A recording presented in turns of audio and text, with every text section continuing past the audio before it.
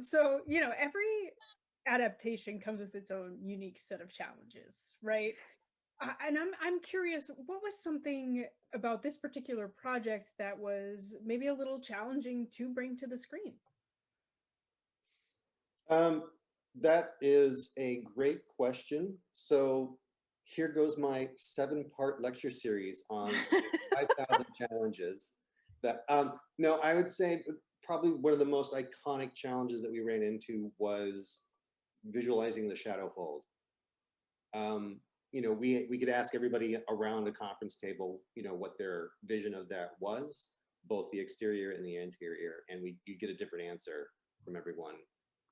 And early on, we did a pretty crazy amount of concept art and research and development on the VisFX fronts to figure out what would work. And at the same time, once you enter the fold, we couldn't be pitch black and essentially, produce a Netflix radio play inside there. So we had to find ways to organically bring in some amount of light in that space as well. And the ideas that we had at the start really weren't at all similar to the final iteration of the fold, but it's because we really evolved our notions of what looked good and what worked versus early ideas that we were excited about, but realized it sort of fell apart one way or the other. Leigh, was there anything about that production that surprised you about that journey that you didn't think would be such like a challenge to adapt? Can you talk a little bit about that?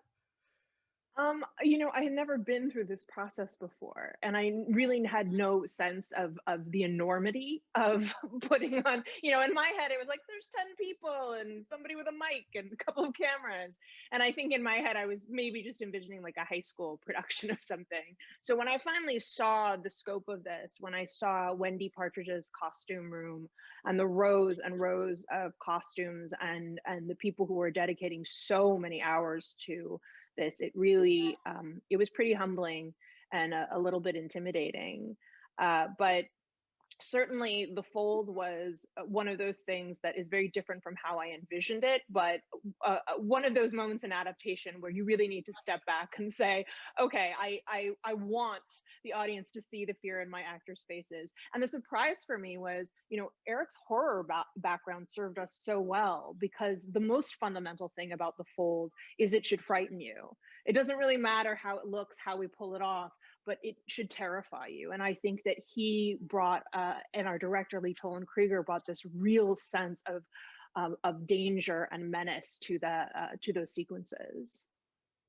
So something I particularly loved about this series was that in the show, friendship feels so key to sort of looping both of these stories together. So why was it so important to focus so much on that friendship element? I think you keyed into something that uh, Eric and I discovered in our very first conversation together, which was that the theme of these stories is, where do I belong? And the idea of finding the people who will become your family, your army, your support. At least for me, that's been a huge theme in my life. I came from a somewhat difficult home background, and I didn't have close friends when I was very young. I thought there was really something wrong with me for a long time. So going to, oh, look at your face. Oh.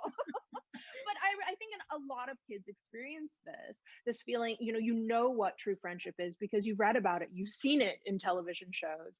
And for me, it took, going away to college and finding those people. And so I think that theme of found family and of building this support and how much stronger we are when we're connected to each other is something that was really important to us, especially in a year when we've been so disconnected.